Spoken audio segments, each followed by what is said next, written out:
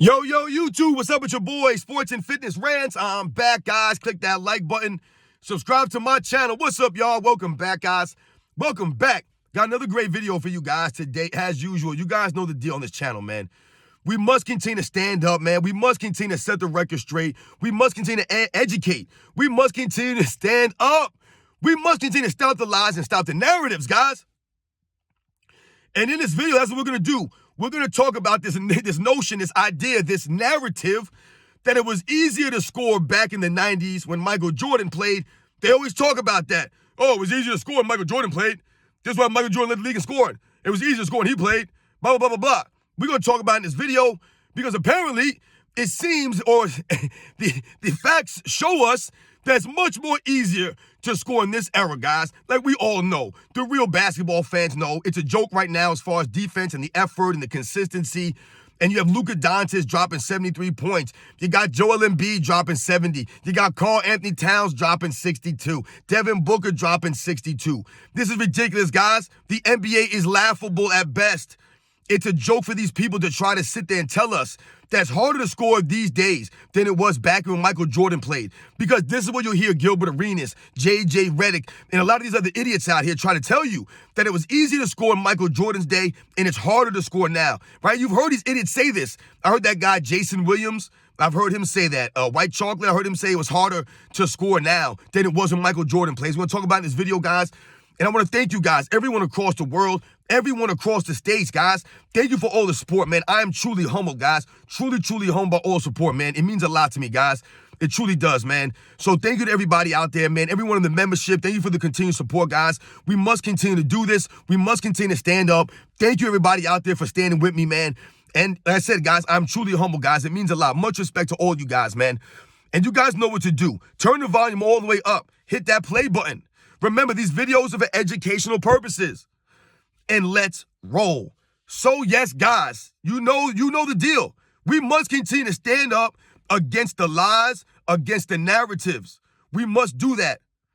And when you hear people try to tell us or tell you that it's easier to score in Michael Jordan's era, that it's harder to score in this era, that's a narrative, guys. That's a lie.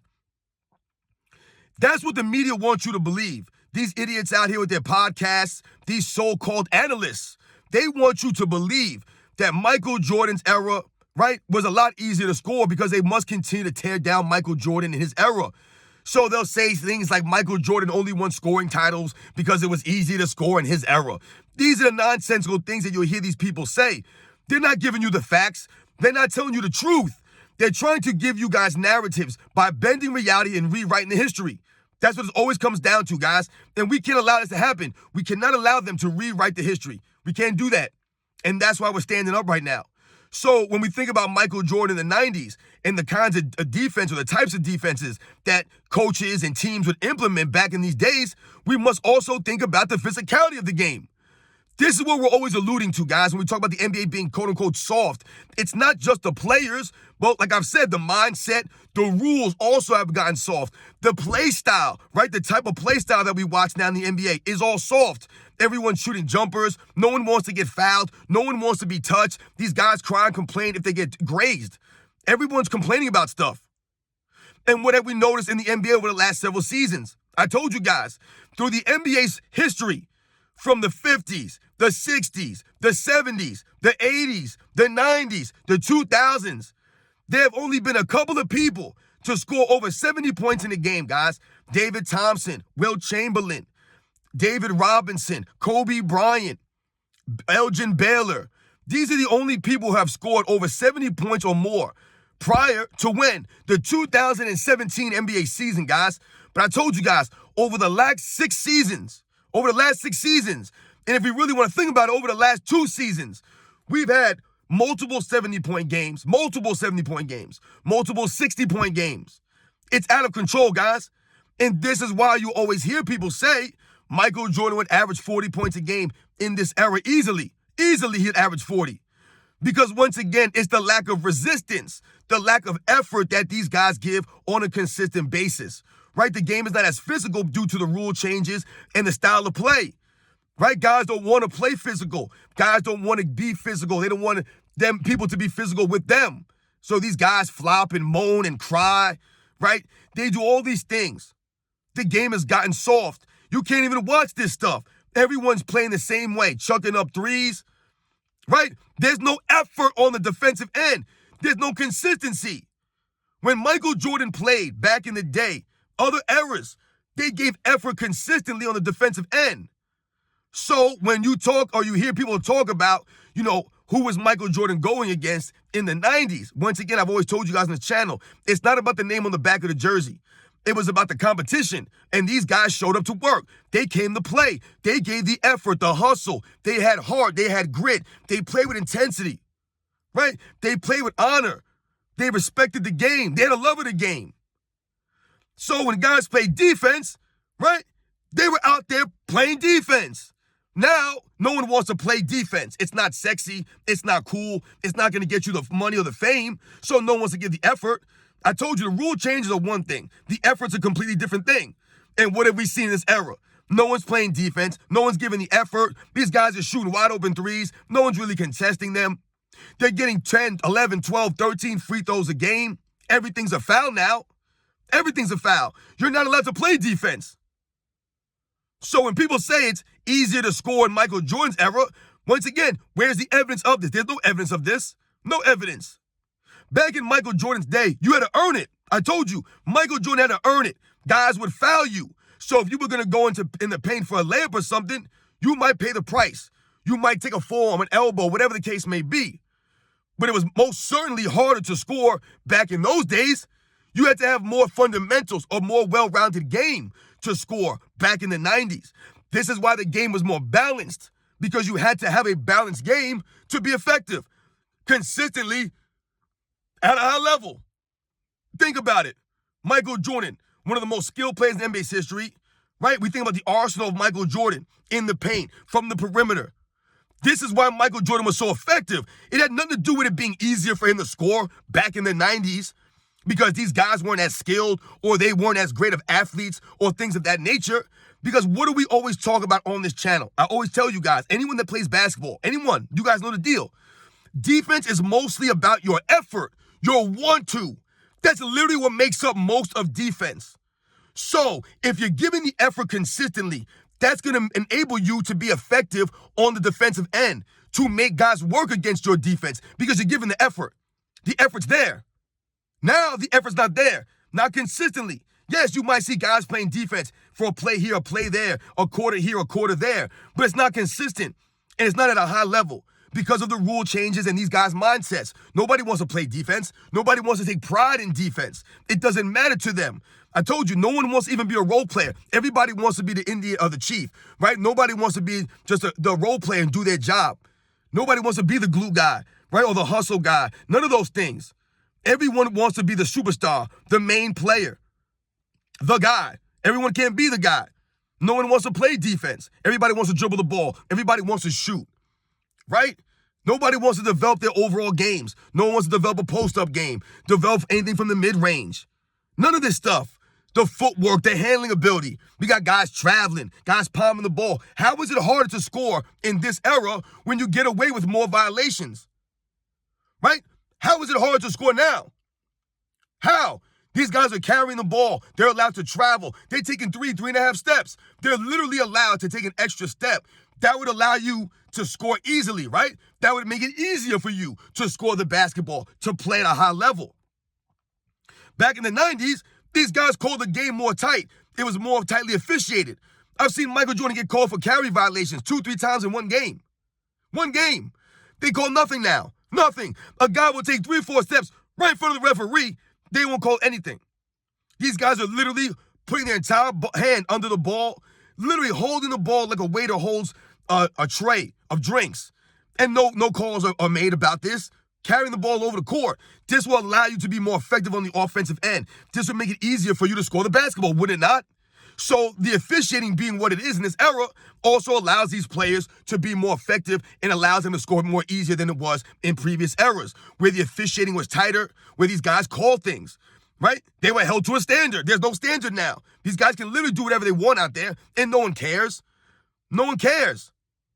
So how was it easier to score in Michael Jordan's era?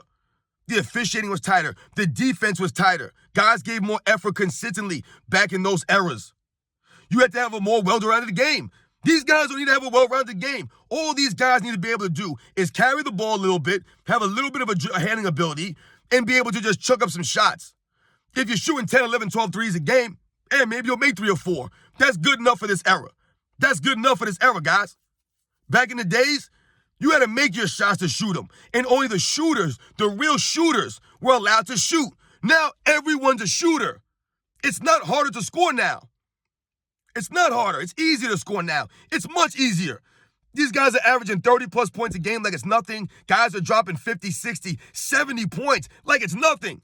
This guy scores 70. This guy scores 73. This guy scores 71. This guy scores 70. This guy scores 62. And all they're doing is stat padding now. We're just chasing stats. Guys are playing for stats. But they tell us that Michael Jordan's era was easier to score. Michael Jordan in his era wasn't as skilled. Where's the skills in this era? They'll try to argue these guys are more skilled, which is why they're scoring more. It has nothing to do with that. When you watch the games, there's no skill involved here. These guys are chucking up threes. There's no defense being played. They're shooting all these free throws. Everything's a foul. You can't do anything to these guys. They're flopping and moaning and crying to the refs every other play. You can't watch this nonsense. Guys are chucking up shots. They're ball hogging. You had guys score 60 points, Devin Booker, Karl-Anthony Towns, while losing. And yes, there have been many times where players have scored 50, 60 points in the NBA and they've lost. The point is here, though, when you think about the Devin Booker and the